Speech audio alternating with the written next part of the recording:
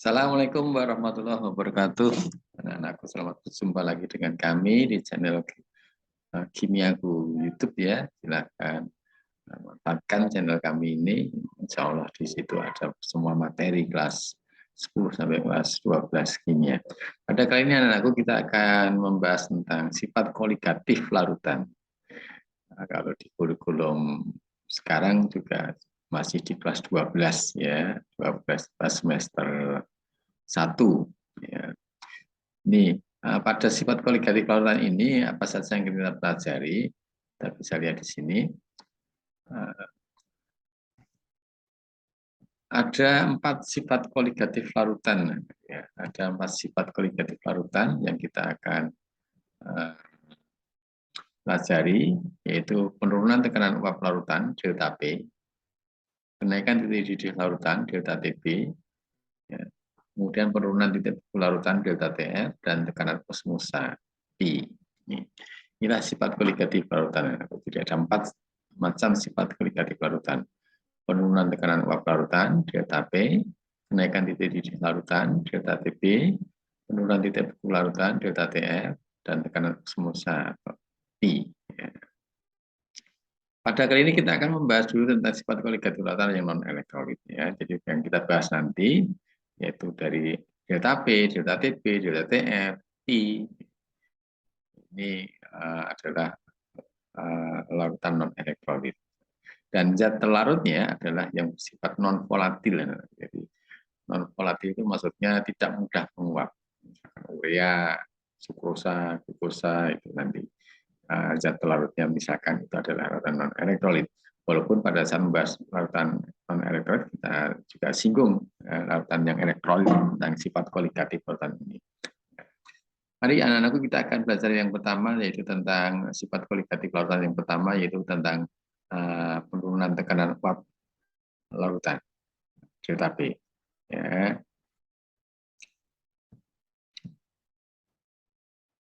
Penurunan tekanan uap larutan atau delta P. Ilustrasinya untuk bisa memahami macam ini anakku. Saya berikan data pengaruh temperatur terhadap tekanan uap air murni ya di sini yang kita katakan adalah air murni ya yang kita contohkan air murni atau H2O. Jadi pada temperatur 10 derajat Celcius ternyata tekanan uap air murninya 92 mm Hg. Pada suhu 20, 17,5 mm Hg, 30, 31,8, 40, 55,3, 50, 92,5. Pada suhu 60 derajat Celcius tekanannya 149,4, pada suhu 70 derajat Celcius 233,7, 80 derajat Celcius 355,1, 90, 525,8, dan 100 derajat Celcius itu tekanan uap air murninya 760 mm Hg. Kalau jadikan ATM, 1 ATM ya nih ya. 1 ATM. Nah, dari data ini jelas terlihat bahwa semakin tinggi suhu, maka tekanan uapnya semakin tinggi. Ya. Semakin tinggi suhu, maka tekanan uapnya semakin tinggi. Nah, di sini pada suhu 100 derajat Celcius, tekanannya 760 mm Hg. Itu tekanan uap air murninya ya. Itu ya. Dari data di atas terlihat semakin tinggi suhu, maka semakin tinggi pula tekanan uap airnya. Nah, di sini saya katakan sekaligus saya berikan simpulan aku. Tekanan uap air murni yang nanti biasanya kita sebut sebagai tekanan pelarutnya, kita beri simpul P, ada derajatnya ini ya. P ada derajat kecilnya itu kadang saya baca P0 gitu. Sebenarnya kan bukan 0 ya. Tapi untuk memudahkan P0 gitu, itu adalah tekanan uap jenuh air murni ya. Jadi tadi saya katakan semakin tinggi suhu maka semakin tinggi pula tekanan uap airnya atau P0-nya karena ini adalah pelarut murninya, maka kita katakan sebagai mineral P0 tadi yang saya katakan P derajat. Hal ini mudah dimengerti karena semakin tinggi suhu semakin banyak partikel yang menguap. Kalau suhunya tinggi nanti airnya banyak yang menguap gitu kan. Itu artinya apa? Tekanannya juga semakin tinggi. Nah, ini yang data awal untuk kita membahas tentang penurunan tekanan uap lautan atau delta P. Ya. Tapi sementara ini kamu sudah paham juga, jangan lupa bahwa kita mengenal air murni itu pada tekanan 1 atm mendidih pada suhu 100 derajat Celcius. Tekanan 1 atm itu berapa sih? 760 ini. Nah, sebenarnya pada tekanan 1 atm atau 760 derajat Celcius, temperatur 100 ini artinya apa? Sebenarnya ini adalah titik didihnya air. Ya. Jadi, karena air mendidih itu sebenarnya adalah kapan akan air akan mendidih, yaitu saat tekanan uapnya sama dengan tekanan uap udara di luar atau tekanan udara atmosfer. Ya.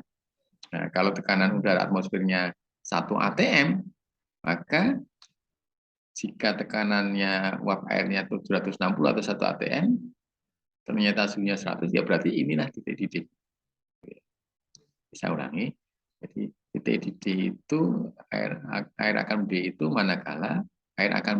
manakala tekanan uapnya sama dengan tekanan uap udara luar atau tekanan uap atmosfer. Ini harus kamu ketahui. Maka jangan heran kita singgungkan sekali ini tentang titik didih. Di pantai dengan di pegunungan, air akan mendidih pada suhu yang berbeda. Air akan mendidih pada suhu yang berbeda manakala kondisinya di pantai dan di pegunungan. Kenapa? Karena tekanan uapnya berbeda. Tekanan atmosfernya juga berbeda. Ya. Jadi tekanan atmosfernya di pantai misalkan 1 atm, di pegunungan nggak sampai. Ya, nanti kita lihat dari diagram fasenya di sini bisa kita lihat nanti tentang penjelasan-penjelasan tentang fenomena seperti itu. Ya. Kemudian anakku, saya mempunyai gambar, ya. Ini gambar air murni ini ya, gambar air murni. Air murni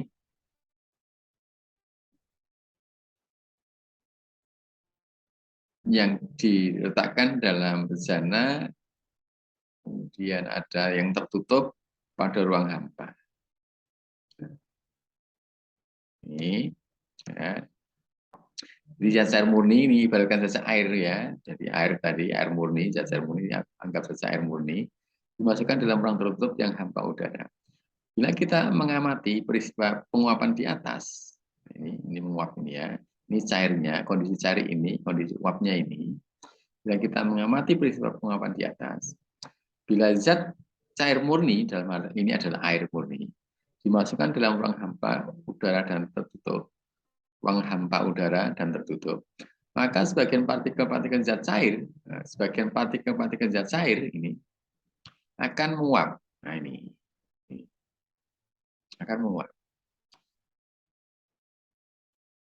Sedangkan zat cair yang telah menjadi uap akan kembali menjadi zat cair, mengembun. Ini juga. Jadi ada yang menguap, ada yang mengembun, ada yang menguap, ada yang mengembun.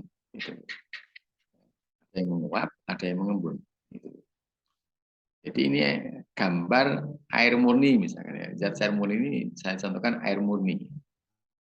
Dimasukkan dalam ruang tertutup yang hampa udara. Jadi zat cair ini, sebagian partikel zat cair ini akan menguap. Sedangkan zat cair yang sudah menguap akan kembali menjadi zat cair atau mengembun.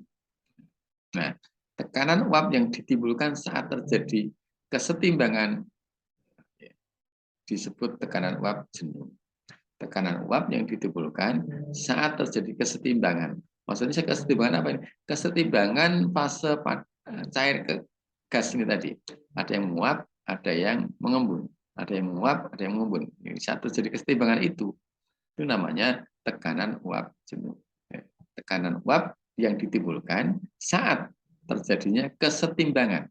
Kesetimbangan maksud di sini yang dimaksudkan adalah kesetimbangan dari perubahan fase cair menjadi gas, gas mengembun menjadi cair.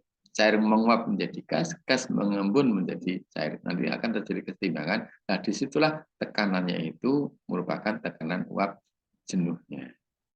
Kalau ini zat cair murni, maka tekanan uap jenuh pelarut murni, atau zat tekanan uap jenuh air murni. Misalkan ini air. Ya. Jadi kalau air sebagai pelarut, bisa juga kita katakan sebagai tekanan uap jenuh pelarut murni. Itu karena belum ada zat larutnya. Ya, makanya di sini saya katakan, maka jika itu adalah pelarut, maka disebut tekanan uap jenuh pelarut. P0 ini tadi yang saya katakan 0, tapi sebenarnya bukan 0 ya, derajat. Di P0 atau P derajat lah boleh, P ini yang dimaksudkan adalah tekanan uap jenuh pelarut sebelum adanya zat pelarut. Ini memahami tekanan uap jenuh. Ya. Kalau dalam hal ini, karena ini adalah zat cair murni atau pelarut murni atau air murni, maka di sini merupakan tekanan uap jenuh pelarut murni atau P0 tadi.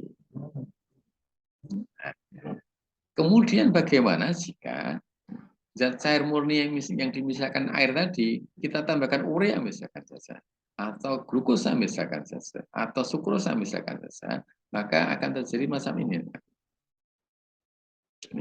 Ini adalah contoh, gambar 2 adalah larutan dimasukkan dalam ruang tertutup yang hampa udara. Larutan yang dimasukkan adalah air yang sudah ditambah glukosa misalkan saja, atau sukrosa misalkan saja. Nah, ini yang hitam-hitam ini adalah partikel zat terlarutnya.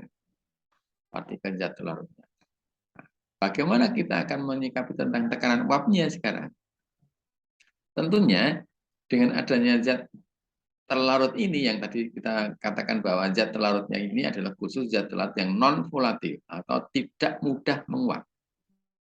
Tentunya zat partikel terlarut ini akan menghalang-halangi zat cair murni tadi untuk bisa menguap ke sana. Akan ada yang terhalang. Dampaknya apa kalau ada sebagian yang terhalang? Tentunya tekanan uapnya akan semakin rendah. Gitu kan? Karena apa? Ada partikel zat terlarut yang menghalangi zat cair untuk berubah menjadi uap. Kalau yang tadi tanpa, ya, tidak ada yang menghalangi. Maka tekanan uap lautan ini pasti akan mengalami apa? Penurunan pasti. Karena untuk menjadi uap ada zat terlarut yang menghalanginya. Sehingga pasti P-nya, tekanan uapnya yang di sini untuk lautan ini pasti turun. Maka analisanya adalah, nah ini. Dari eksperimen ternyata tekanan uap jenuh larutan P lebih rendah daripada tekanan uap jenuh pelarut murninya. Nah, ini tekanan uap jenuh larutan yang ini ya, larutan yang kita beri simbol P sekarang tanpa ada 0 atau derajat di atas. Karena sudah larutan. Kalau tanpa larutan adalah P derajat atau P0 tadi yang saya baca ini seperti ini. Ternyata uap jenuh larutan atau P-nya lebih rendah dari tekanan uap jenuh pelarut murni yang kita beri simbol P derajat atau P0 tadi.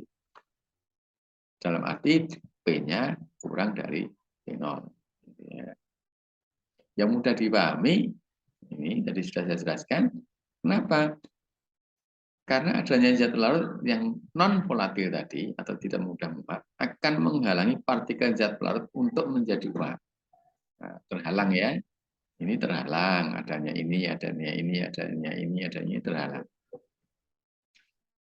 Maka tekanan uapnya akan menjadi lebih rendah jika dibandingkan sebelum adanya zat terlarut. Sehingga terjadilah penurunan tekanan uap jenuh larutan. Nah, ini yang merupakan sifat koligatifnya.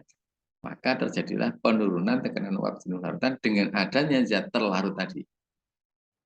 Berarti adanya zat terlarut tidak akan pernah mungkin menaikkan tekanan uap jenuh larutan. Pasti akan mengalami penurunan tekanan uap jenuh larutan. Penurunan tekanan uap jenuh larutan ini kita beri simbol delta P. Kalau sebelum adanya zat terlarut itu P0 atau P derajat, dan setelah adanya zat terlarut atau suatu larutan adalah P, maka penurunannya tentunya ya P0 dikurangi P. Tekanan uap jenuh pelarut murni dikurangi tekanan uap jenuhnya larutan, otomatis gitu ya, besar P-nya. Ini kita sudah membahas tentang P0, tekanan uap jenuh pelarut murni, dan P ya. P itu adalah tekanan uap jenuh saat sudah adanya zat larut, dan ternyata tekanan uap jenuh larutannya lebih rendah daripada P0. Ini yang aku. Maka dari itu, kemudian kita akan lihat ini gambar 3 ini. Gambarnya sama, masih sama, yaitu larutan yang dimasukkan dalam ruang tertutup yang hampa udara. Pembahasannya yang berbeda. Dari gambar di atas akan mudah dipahami jika semakin banyak partikel zat terlarut, maka akan semakin rendah pula tekanan uap jenuh larutannya atau P-nya. Karena semakin banyak partikel yang menghalangi partikel-partikel pelarut untuk menjadi uap. Nah, ini poin penting juga. Semakin banyak partikel zat terlarutnya, semakin banyak partikel zat terlarutnya, maka pastilah semakin rendah tekanan uap jenuh larutannya atau P-nya. Kenapa? Karena semakin banyak partikel yang menghalangi partikel pelarut menjadi uap. Jadi misalkan ini ureanya banyak sekali di sini, maka untuk menjadi uapnya banyak yang terhalang dia. Pelarutnya banyak yang terhalang. Sehingga tekanan uap larutannya semakin rendah. Dari situlah berarti bahwa sifat koligatif ini dipengaruhi oleh jumlah partikel zat terlarut.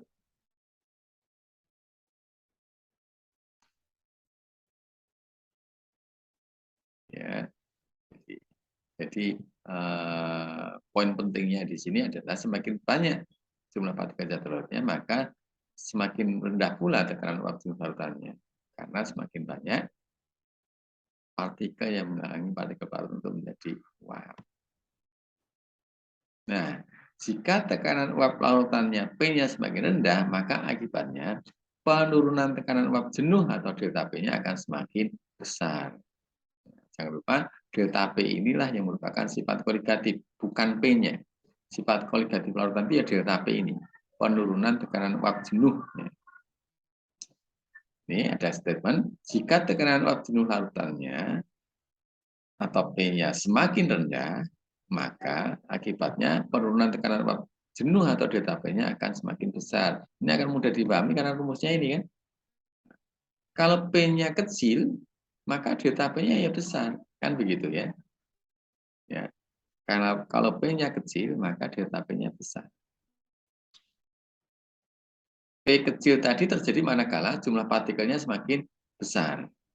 P kecil, dampaknya delta P besar. Berarti sifat koligatif larutan ini dipengaruhi oleh jumlah partikelnya. Semakin banyak jumlah partikelnya, maka sifat koligatif larutannya semakin besar. Gitu ya. Jadi poin pentingnya, semakin banyak jumlah partikel zat terlarutnya, maka sifat koligatifnya semakin besar. Dalam hal ini sifat koligatif yang saya maksudkan adalah delta P-nya. Karena delta P-nya yang merupakan sifat koligatif larutan, bukan P-nya, bukan P0-nya. Saya ulangi, poin pentingnya, semakin banyak jumlah partikel zat terlarutnya, maka delta P-nya semakin besar, atau sifat koligatif larutannya semakin besar. Jadi sifat koligatif larutan itu berbanding lurus dengan banyaknya partikel zat terlarut. Jadi semakin banyak jumlah partikel zat terlarutnya, maka sifat koligatif larutan semakin besar. Dalam hal ini yang sudah kita bahas adalah delta P. Demikian juga nanti delta TB, delta TTF, dan Pi sama nanti kesimpulan kita. Bahwa sifat koligatif larutan itu akan dipengaruhi oleh jumlah partikelnya. Jumlah partikel zat larutnya semakin banyak, jumlah partikel zat larutnya, maka ya semakin besar sifat koligatif larutan, entah itu delta P, entah itu delta TB, entah itu delta TF, entah itu Pi. Ini hubungan antara delta P, P0 dan P ya. Delta P tentunya P0 dikurangi P. Semakin besar, semakin kecil P, maka semakin besar delta P.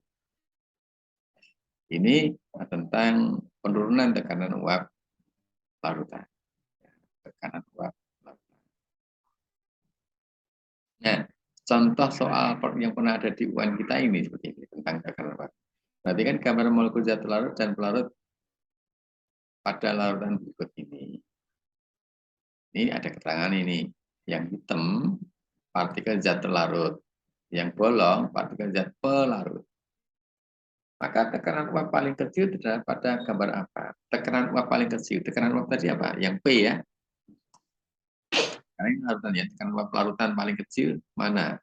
Tadi dikatakan bahwa semakin banyak partikel zat terlarutnya, maka tekanan uap larutannya semakin kecil, gitu kan tadi? Semakin banyak jumlah partikel zat terlarutnya, maka tekanan uap larutannya semakin kecil. Maka kalau kamu disuruh mencari tekanan uap paling kecil, ya cukup mencari zat terlarut yang paling banyak. Dan berbanding terbalik dengan zat pelarut yang semakin sedikit. Jadi poin pentingnya adalah zat terlarut semakin banyak nanti akan mempengaruhi tekanan uap yang semakin kecil. Nah, dari gambar 1, 2, 3, 4, 5, mana zat terlarut yang paling banyak? Supaya menghasilkan tekanan uap paling kecil. Jadi yang buntut itulah yang terlarut, kita sering banyak saja. Ini ada 4, ini ada 5, ini ada 1, ada 3, ada 2. Otomatis yang nomor 2 inilah tekanan uap paling kecil atau P yang paling kecil karena zat terlarutnya paling besar. Nah, kalau dicari mana delta P yang paling besar? Ya sama jawabannya nomor 2. Karena apa? Karena tekanan uap paling kecil, tadi sudah dikatakan bahwa delta P-nya justru paling besar. Nah, kalau ditanya, mana delta P paling kecil? Nah, ini beda. Karena kalau delta P paling kecil itu otomatis tekanan uap paling besar, ya, maka zat larutnya paling sedikit. Nah, jadi delta P paling kecil itu ya mencari zat larut paling sedikit. Karena berbanding lurus tadi, semakin banyak jumlah partikel zat larutnya, semakin besar sifat koligatif larutannya dalam arti delta P. Kalau kamu disuruh mencari delta P paling kecil, maka zat larutnya yang paling sedikit. Jadi kalau ini diganti pertanyaannya, mana delta P paling kecil? Berarti zat larut paling sedikit, yaitu nomor 3. Ini delta P paling kecil karena zat larutnya paling sedikit. Ini P paling besar karena zat larutnya paling banyak. Sorry, ini tekanan uap atau P paling kecil karena zat larutnya paling banyak. Saya ulangi ya.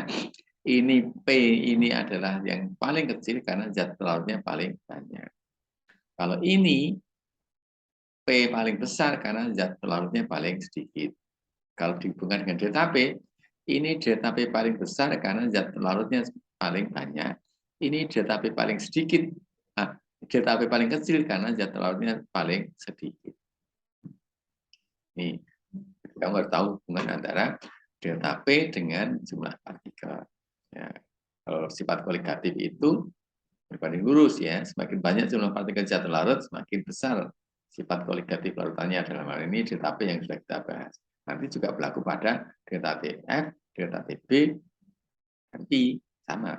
Semakin banyak zat larutnya juga semakin besar sifat koligatif larutannya.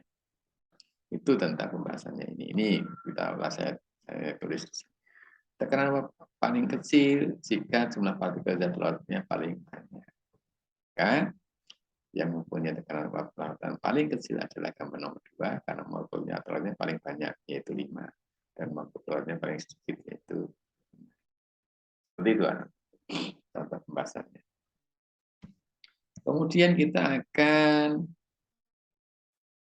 membahas di sini tentang pengaruh zat larut terhadap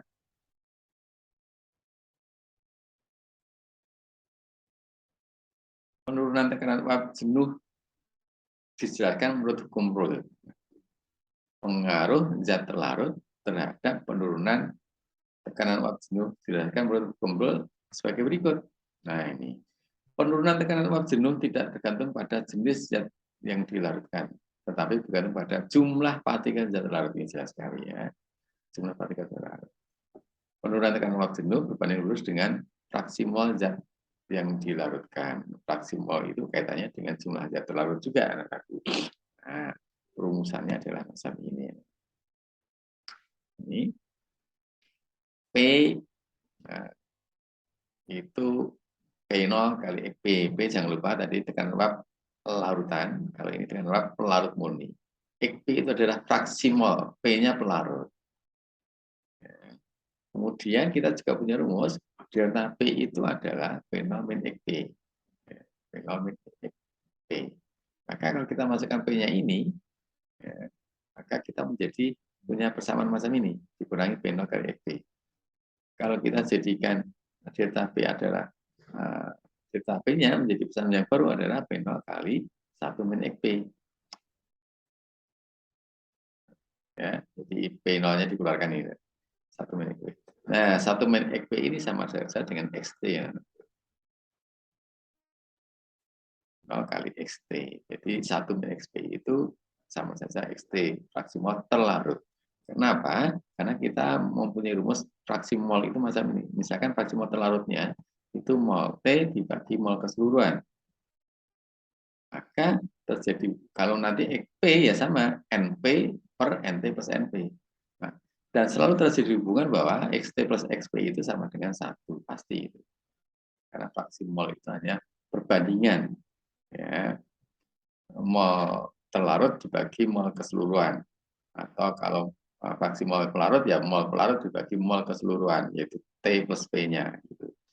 Maka ini pastilah XP itu XT itu sama dengan 1 min XP. 1 min XP itu adalah XT ini.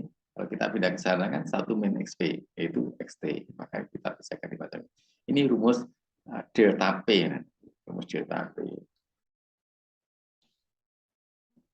Delta P berarti. Jadi kalau XT-nya rumusnya ini. Ya. Maka tadi saya katakan semakin banyak jumlah partikelnya zat larut, mol itu kan jumlah partikel ya, satuan jumlah gitu ya. Semakin banyak jumlah partikel zat larutnya, maka delta P-nya juga akan semakin besar. Kalau besar, ya ini besar. Yang tadi dikatakan berbanding lurus tadi. Ya. Walaupun ini dikatakan fraksi mol, tapi identik dengan mol terlarut juga. Ya. Karena fraksi mol dengan mol terlarutnya berbanding lurus ini. Berbanding lurus.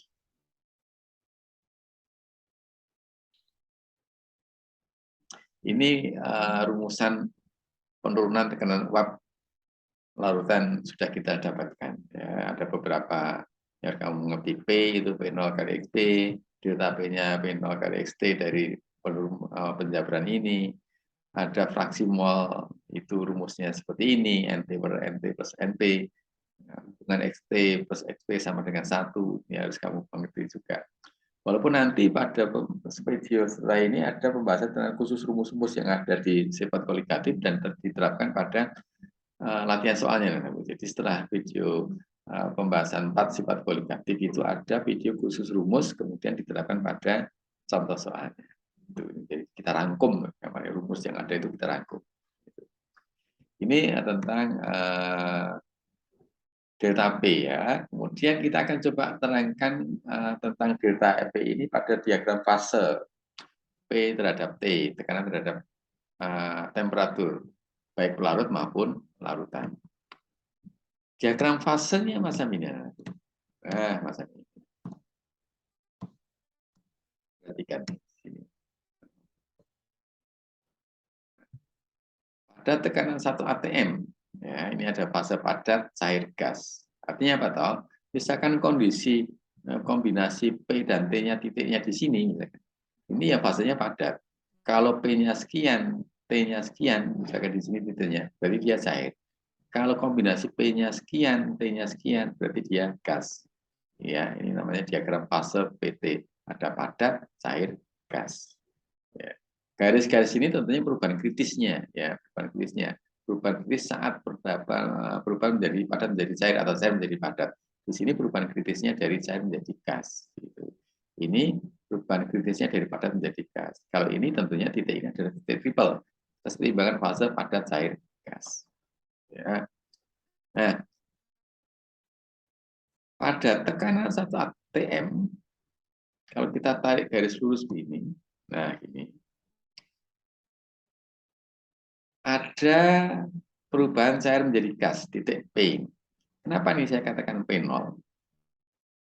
Ya. Yang kita gambarkan ini adalah pelarut murni, misalkan air ya. Jadi yang kita gambarkan ini adalah pelarut murni juga, anakku.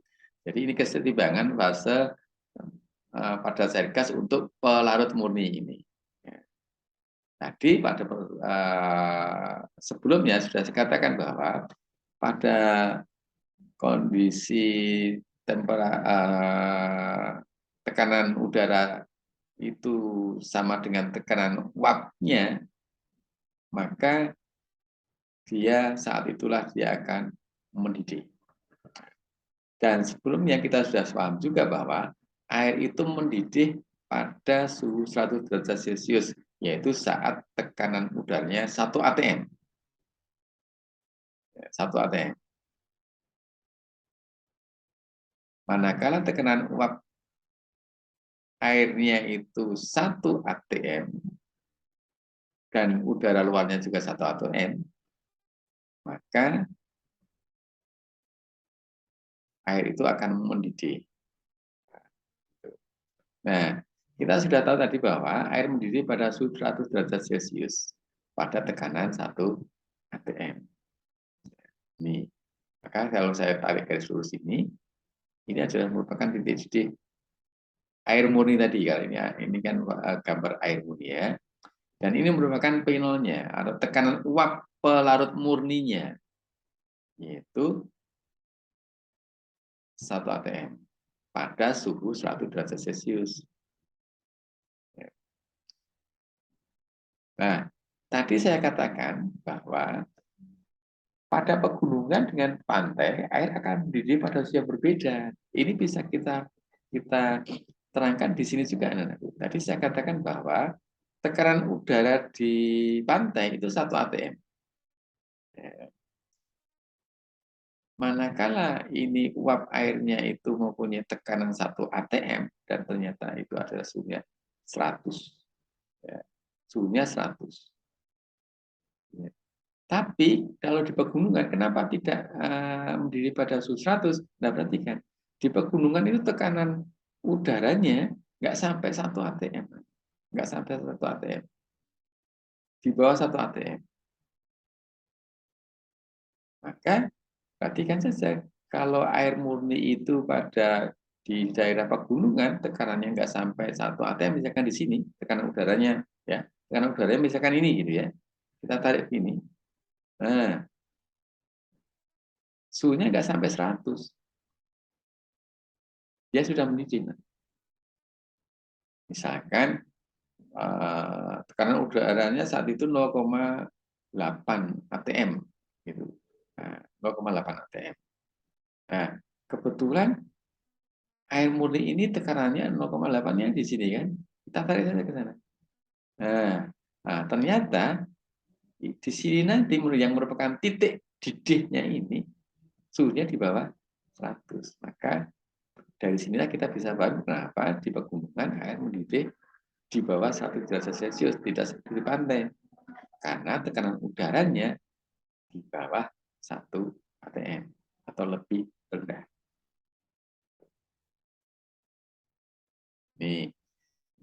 Ini penjelasannya kenapa di pegunungan air mendidih pada suhu yang di bawah 100. Karena tekanan udaranya di bawah 1 atm. Dan air akan mendidih pada saat tekanan udara itu sama dengan tekanan uap airnya.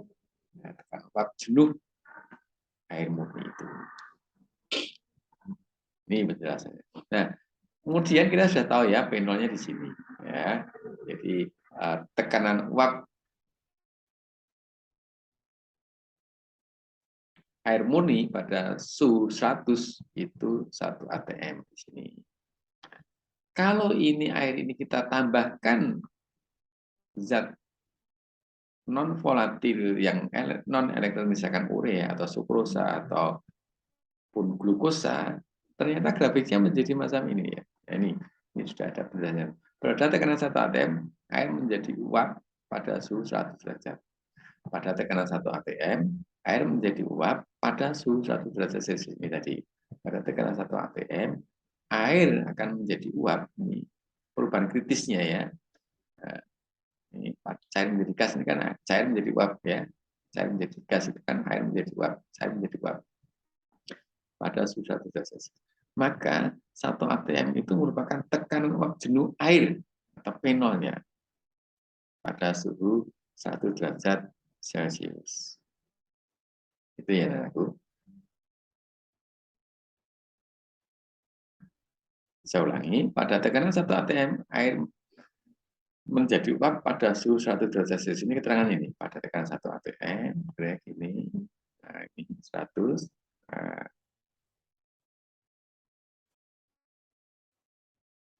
air akan menjadi uap. Maka 1 atm ini merupakan tekanan uap jenuh airnya, atau simbolnya P0 tadi yang saya sebutkan tadi. Tekanan uap jenuh air pada suhu 100 derajat Celcius itu sebesar P0. Nah, itu anak-anakku penjelasan untuk gambar ini untuk tentang pelarut murni yang saya contohkan adalah air ya, air di sini.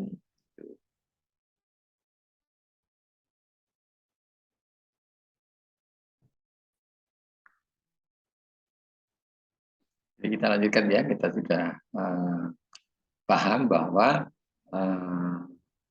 titik didih dengan tekanan uap itu ada hubungannya. Jadi air dikatakan mendidih pada tekanan uap air tersebut sama dengan tekanan uap udara luar. Nah, pada tekanan 1 atm itu suhunya pada suhu 1 derajat Celcius ini, dan juga 1 atm merupakan tekanan udara luar. Maka saat suhu 1 derajat Celcius itu nanti air akan mendidih. Kemudian kita juga bisa simpulkan tadi, pada tekanan 1 atm, air menjadi uap pada suhu 100 derajat Celcius.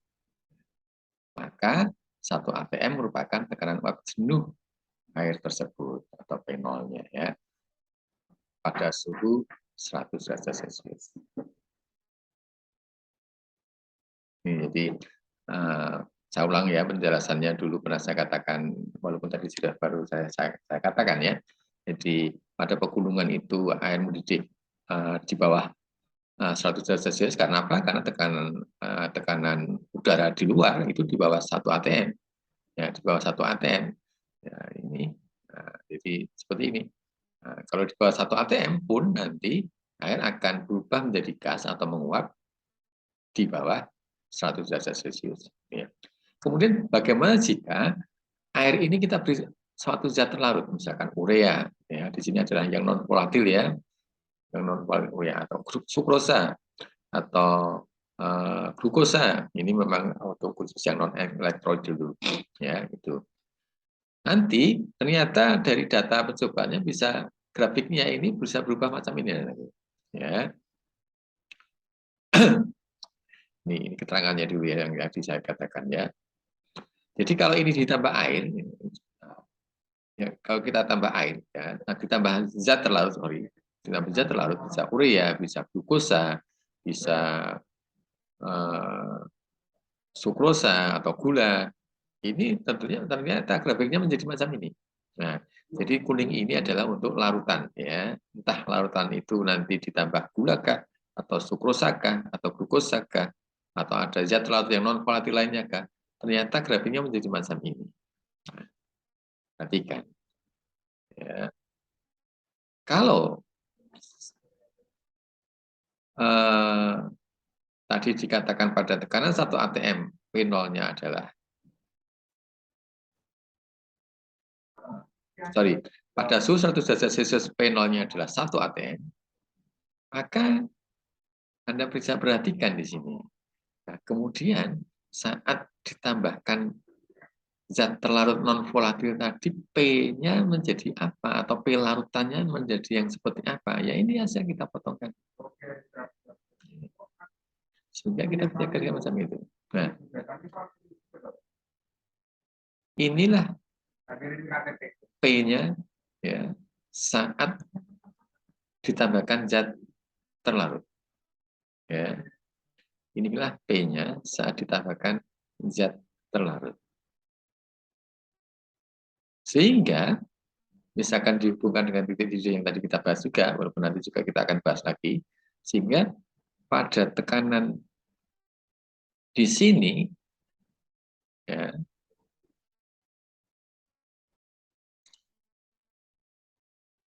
perhatikan, di bawah 1 atm, pada suhu 1 derajat. Artinya apa? Ada penurunan. Ada penurunan.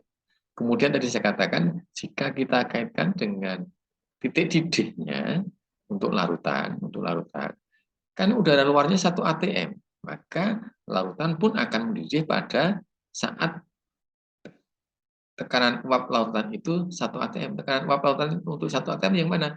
Ya ini kita teruskan saja ke atas. Nah, disinilah nanti tekanannya 1 atm. Sehingga kalau Anda tarik ke bawah, nanti ya, Anda tarik ke bawah nanti titik didihnya pasti di atas. Nah, ini nanti kita akan bahas di pembahasan kenaikan titik didih ya. Tapi fokus kita sekarang adalah pada delta P, penurunan tekanan uap larutan. Jadi saya ulangi, ini adalah P0-nya saat sebelum ditambahkan zat pelarut. Kemudian ini adalah P, yaitu saat ditambahkan zat terlarut non volatil. P ya, pada suhu yang sama tentunya ya, pada suhu yang sama. Pada suhu yang sama ternyata P-nya turun sehingga akan terjadi penurunan atau delta P. Ini pada saat suhu yang sama, tekanan uap larutannya berubah menjadi sekian ini P-nya. Yang semula sebelum adanya zat larut sekian ini, ya 1 atm. Tapi setelah ditambahkan zat larut sekian ini, di bawah 1 atm. Artinya apa? Ada penurunan. Ada penurunan ya delta P. Kalau kita hitung ya tentunya delta P itu sama dengan P0 min P, gitu kan? Kemudian ini tadi saya katakan, nah ternyata untuk larutan, kalau kita pengen larutan itu mendidih, walaupun nanti kita bahas juga ya, ternyata butuh kenaikan suhu. Nah, di sini. Karena tekanan udaranya kan 1 atm tadi dikatakan ya, untuk udara dengan 1 atm, itu air mendidih pada suhu 1 derajat Celcius. Tapi kalau suatu larutan ternyata butuh suhu yang lebih tinggi untuk mencapai tekanan 1 atm. Maka ada kenaikan nanti ya, pada pembahasan kenaikan titik didih. Nah, ini yang B nanti yang kita katakan sebagai titik didih larutannya. Kalau yang ini titik didih air murni kan, gitu ya. Sehingga ada kenaikan tadi kita akan bahas. Nah ini, delta P itu adalah P0 min P. P0 min P, sehingga ada penurunan. Maka sifat kolikatif yang pertama adalah penurunan tekanan uap larutan, bukan kenaikan tekanan uap larutan. Jadi tidak akan pernah ada kok tekanan uap lautannya lebih tinggi daripada tekanan uap larut murni. Selalu ada penurunan tekanan uap lautan. Maka nanti kamu juga bisa menjelaskan kenapa kok adanya kenaikan titik didih larutan, kok tidak penurunan titik didih larutan. Ini anakku tentang kita membahas tentang delta P ya. Kita sudah punya rumusnya, kita sudah memahami diagram fasenya, ya. Oh, pada suhu 100 derajat Celcius itu tekanan uap larutannya 1 atm. Ya, jika udara luarnya 1 atm, maka ini merupakan titik didih. Ya, titik didihnya. Tapi kalau tekanan udaranya di bawah 1 atm, maka air itu juga akan mendidih pada tekanan udara yang di bawah 1 atm. Tadi saya jelaskan tentang pegunungan dan daerah pantai, titik didihnya berbeda, gitu ya. Karena sudah perhatikan dari grafik ini pun, kita bisa mengatakan bahwa kalau suhunya tekanannya lebih rendah, maka air akan mendidih pada suhu yang lebih rendah pula, gitu ya. Kalau tekanannya lebih tinggi, maka dia akan mendidih yang pada suhu yang lebih tinggi pula. Ini anak-anakku hubungan tentang pembahasan tentang delta P, ya, yang rumusnya sudah kita tahu tadi, delta P sama dengan XT kali P0, kemudian ada P sama dengan P0 kali XP, dan sebagainya. Ini adalah penjelasannya lewat grafik. Kita masuk ke sifat koligatif yang berikutnya, yaitu dua sekaligus, kenaikan titik didih, delta TB, dan penurunan titik beku, delta TM. Ya, ini ada penjelasannya yang tadi saya katakan. Kenapa kok tidak penurunan tapi kenaikan titik didih, dan ini tidak kenaikan titik beku tapi penurunan titik beku. Ini bisa dijelaskan dari grafik juga. Ya, dari grafik juga. Tadi kita sudah paham macam ini ya, diagram fasenya. Nah, ini untuk apa tadi? Untuk larutan ya, untuk pelarut murni, misalkan air, misalkan air. Nah, kita akan kesetimbangannya macam ini kan, macam ini kan. Nah, seperti ini. Berarti kan jika ini kamu asumsikan pelarut murninya, jika udara luar itu 1 atm, ini 1 atm bisa di sini, maka pada kondisi 1 atm ini nanti di titik B ini yang kita tarik ke bawah konversi ke suhu itu merupakan titik didih. Karena air mendidih itu pada tekanan di mana tekanan air tersebut sama dengan tekanan udara luar. Nah, jika saat itu udara luarnya 1 atm, maka kalau kita tarik begini, ini perubahan cair menjadi gas itu kan saat perubahannya mendidih ya, cair menjadi gas itu, kalau kita tarik ke bawah, D ini merupakan titik didihnya. Titik didih apa? Larut tentunya, karena yang tadi saya gambarkan kan air murninya kan ya. Kemudian pembekuan itu kan proses cair menjadi padat. Ini tadi kan cair menjadi gas itu kan mendidih ya, mendidih ya. Cair menjadi padat. Nah, sama halnya kalau tekanan udaranya itu 1 atm, maka pada kondisi yang sama 1 atm ini di sini kalau kita tarik itu A, titik A, kita tarik ke bawah C, ini konversi dari perubahan cair menjadi padat, yaitu proses pembekuan. Berarti C ini yang kita tarik dari titik A merupakan titik beku air atau pelarut murni tadi sebelum dicampur zat terlarut tadi. Jadi saya ulangi, ini adalah titik beku pelarut murni, dalam hal ini air misalkan. Ini adalah titik didih pelarut murni, dalam ini air juga. Ya. Ini cair menjadi padat membeku ya anak-anakku, cair menjadi gas menguap atau mendidih. Ya, ini misalkan kita beri titik I ya. Maka tadi saya katakan AC itu adalah titik beku air atau pelarut TF0. Kemudian B kita tarik dia apa tadi?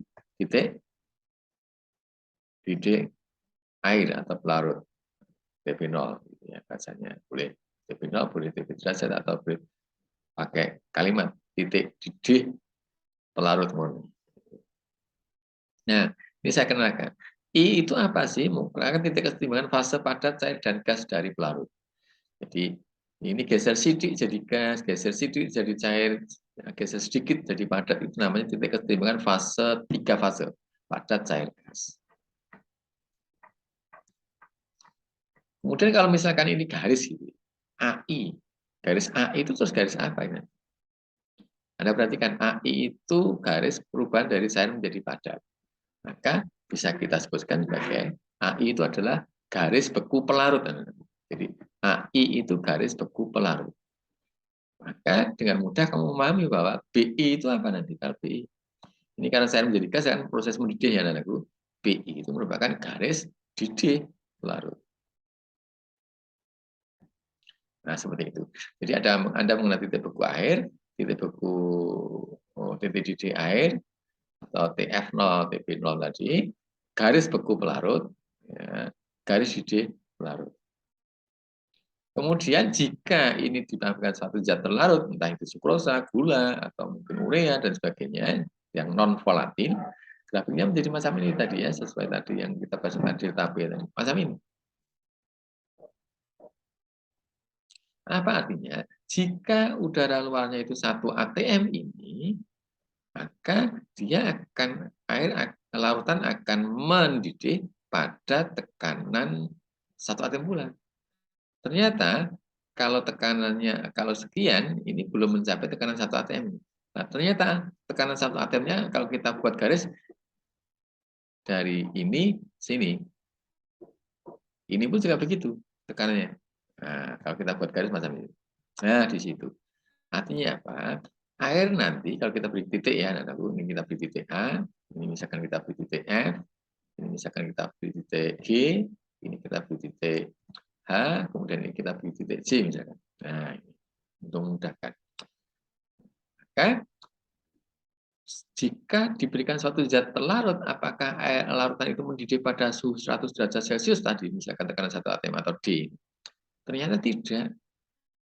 Ya, ternyata untuk mencapai 1 atm tekanannya, ternyata suhunya harus naik dulu.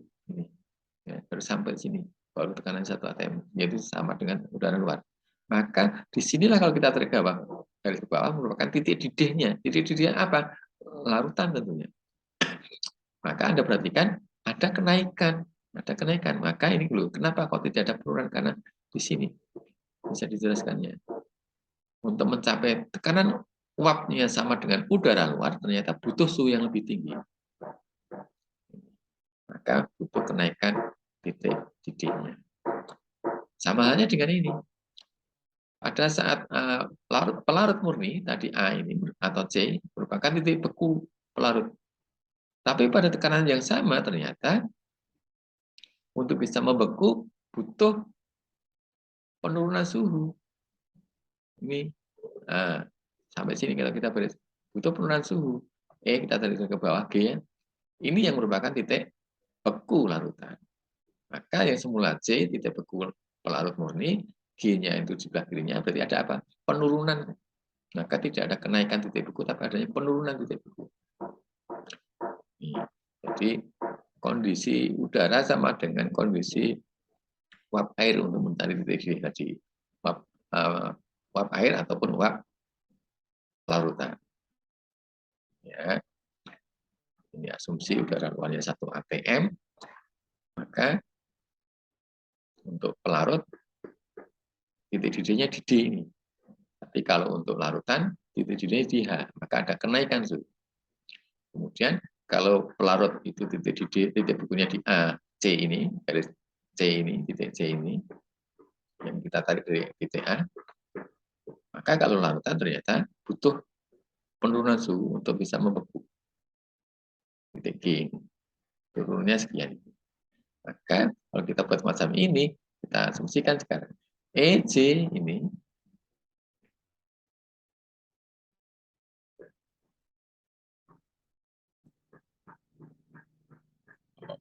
tadi sudah saya EG ya, kita tarik ke bawah, ini EG titik beku larutan ya.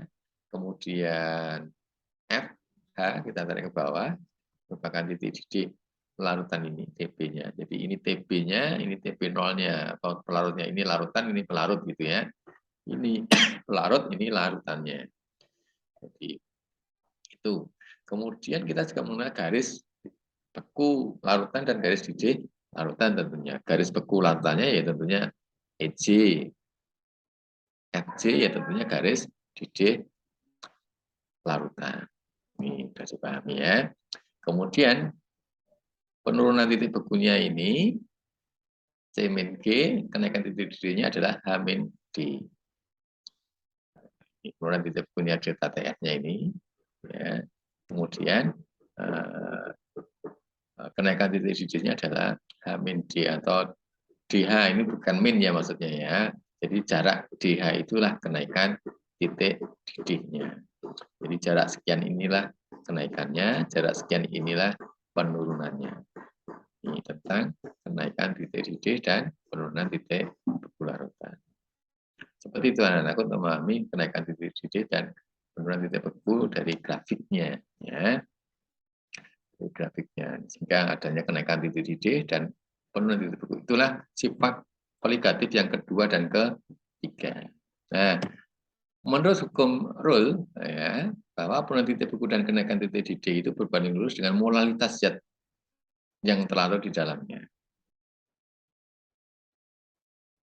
Kalau kita gambarkan persamaannya adalah delta TP sama dengan M kali KF. Delta TF, M kali KF.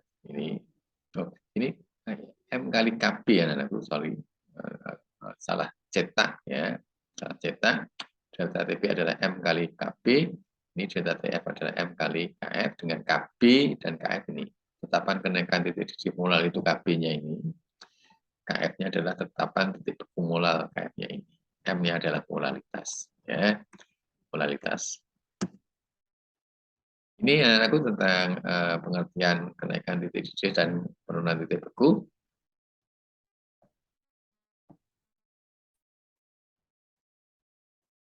Selanjutnya kita akan membahas sifat kualitatif larutan keempat atau yang terakhir ya, tekanan osmosa. Kita sudah bahas tentang delta P, penurunan tekanan uap larutan, delta TB, kenaikan titik didih larutan, dan delta TF, penurunan titik beku larutan. Ya, delta P, delta TB, delta TF. Ya. Kemudian kita akan belajar tentang sifat kualitatif yang terakhir, yaitu tekanan osmosa. Ini saya gambarkan macam ini. Apa sih sebenarnya proses osmosa itu? Jadi osmosis itu adalah peristiwa perpindahan partikel pelarut dari larutan yang konsentrasinya lebih kecil atau lebih encer, gitu ya, menuju ke larutan yang konsentrasinya lebih besar atau lebih pekat melalui membran semipermeabel. Ini saya gambarkan larutan, ada pemisahnya dinding semipermeabel.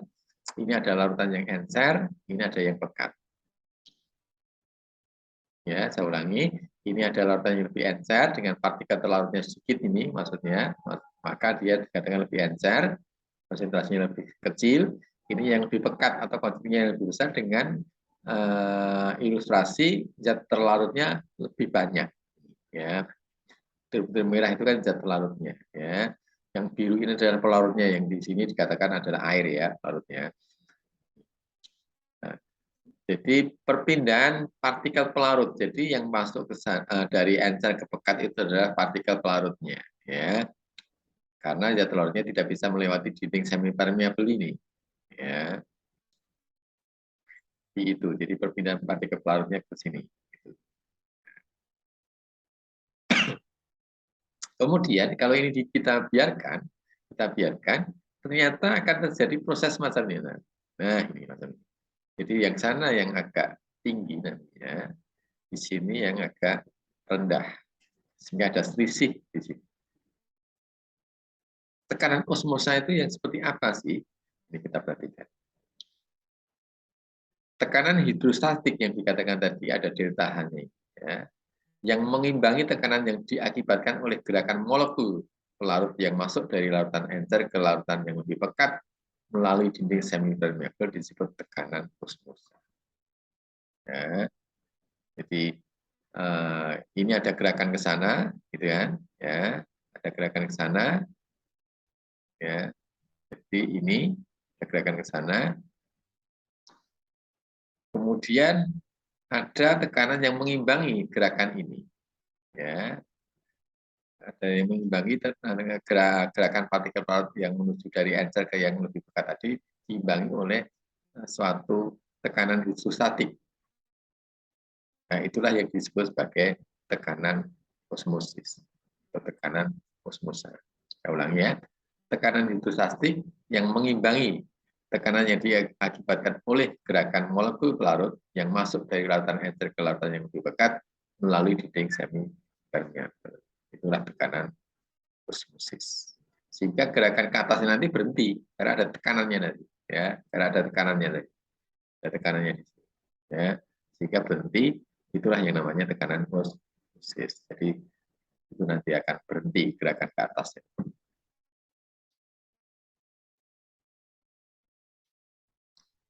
Kemudian bagaimana kita bisa menentukan tekanan osmosanya atau menghitung suatu tekanan osmosa jika peristiwa osmosis terjadi? Nah, dirumuskan oleh Van Hoff. Ya. Tekanan osmosa dengan molaritasnya, dengan molaritas tadi dirumuskan oleh Van Hoff sebagai berikut, yaitu P sama dengan MR kali T. M-nya molaritas, L-nya tetapan, T-nya suhu truk dalam bentuk Kelvin ya, suhu truk ya. Itu tentang tekanan osmosa. Jadi kita sudah dapatkan 4 sifat koligatif, delta T, delta P, delta TB, delta TF, dan P. P itu adalah tekanan osmosa. Kamu sudah mengenal apa itu osmosis, apa itu tekanan osmosa, dan bagaimana rumusan. Kemudian yang terakhir pembahasan pada koligatif ini adalah tentang osmosis dalam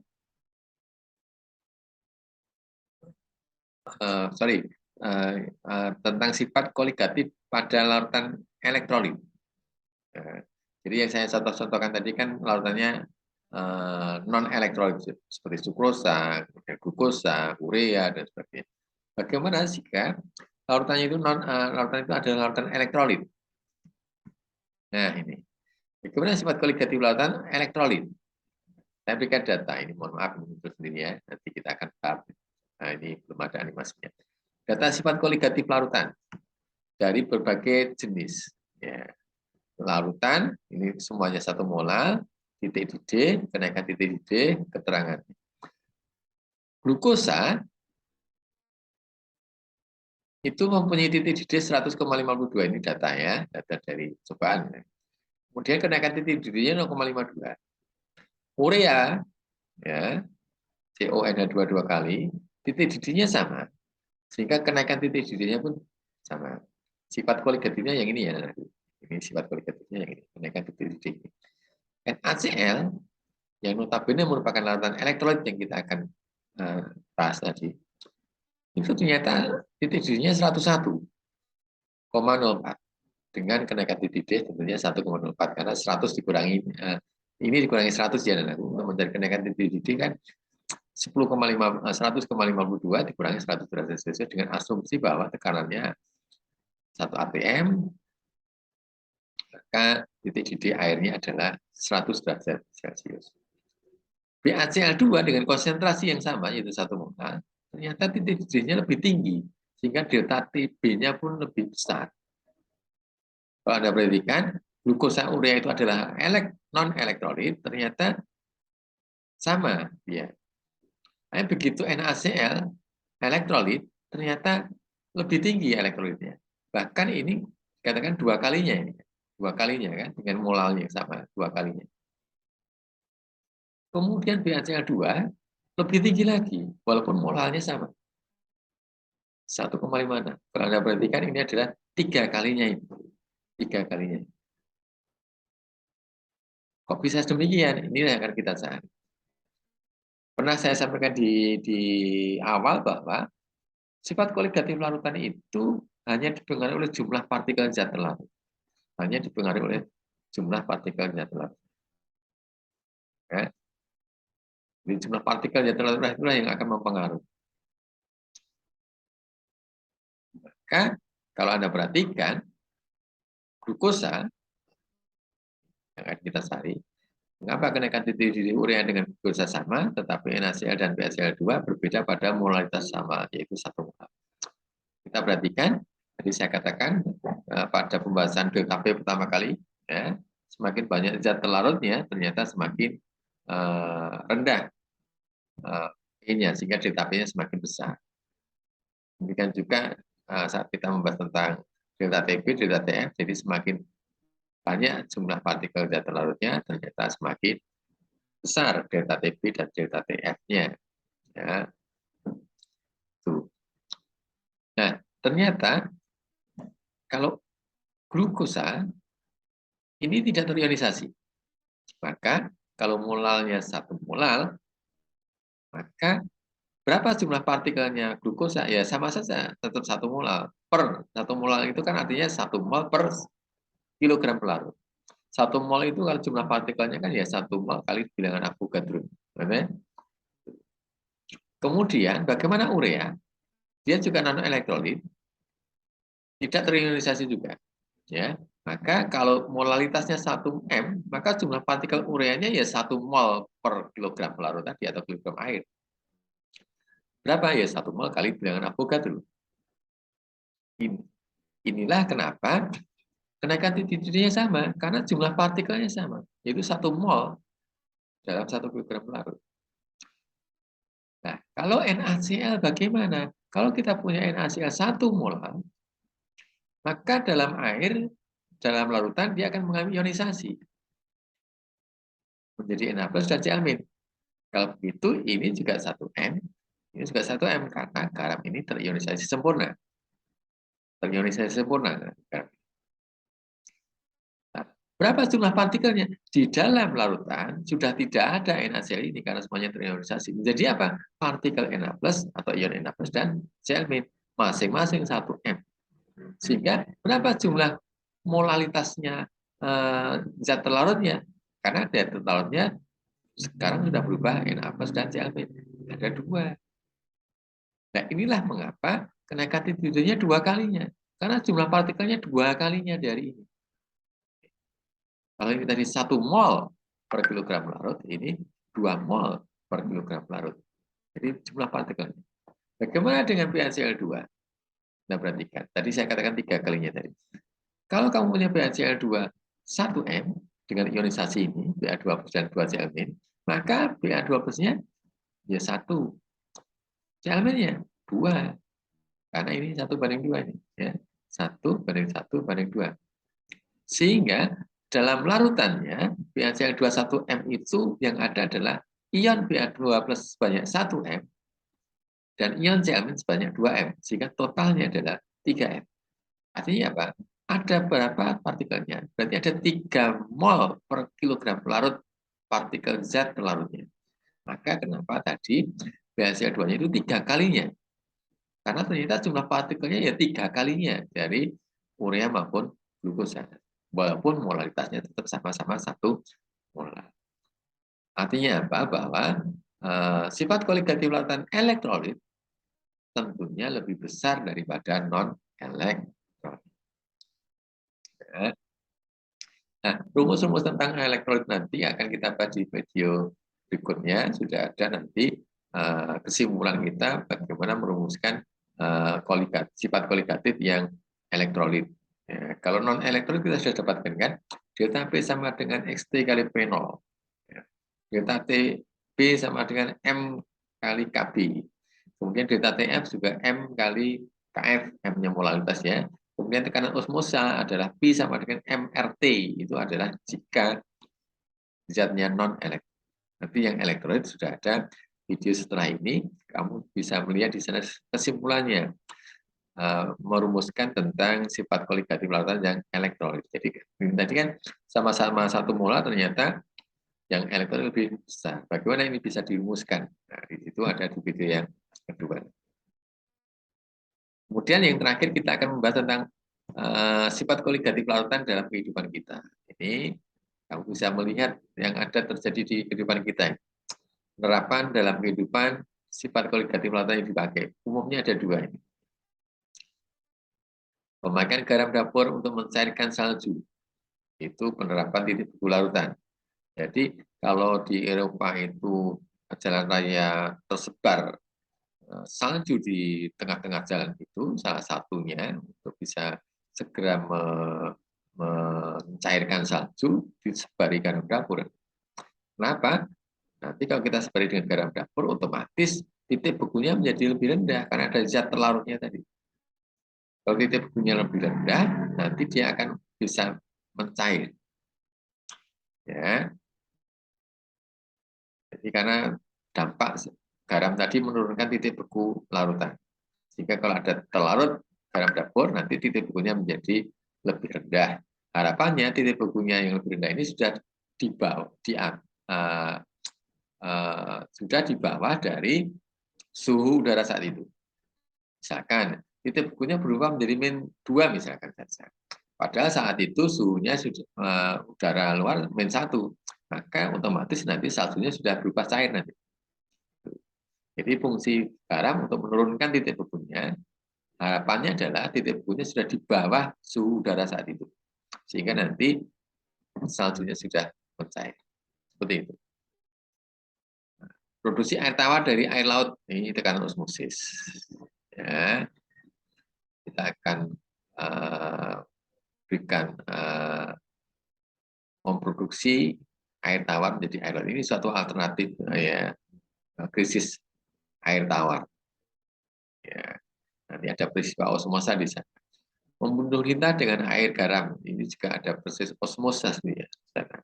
Pembuatan es puter, ini penurunan titik beku larutan ya, untuk membekukan es puter tadi butuh dingin. Jadi menurunkan titik bekunya itu adalah untuk bisa membekukan es puter yang akan kita buat itu. Memakai obat tetes mata, ini kan osmosa, penerapannya yaitu harapannya adalah tetes matanya itu tekanannya memberikan yang sama dengan cairan mata kita. Ya. Pemakaian infus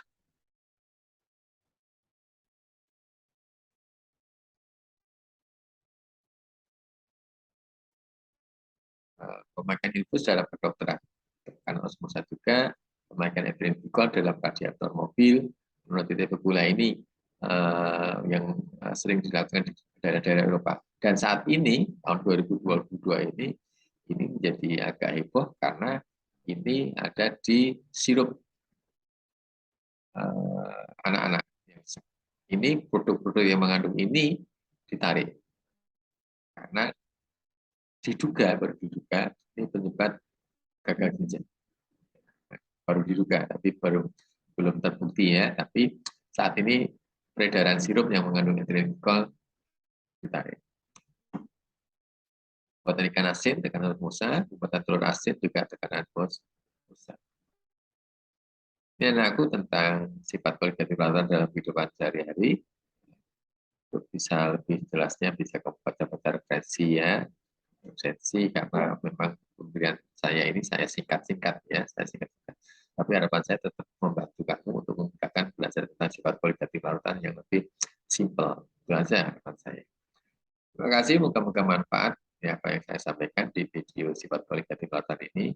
Setelah ini nanti ada video yang kedua dan ketiga, dan aku sudah akan dinikmati. Di sana ada rangkuman rumusan kualitatif, kemudian untuk elektrolitnya seperti apa, dan contoh soalnya seperti apa. Terima kasih, semoga bermanfaat. Assalamualaikum warahmatullahi wabarakatuh.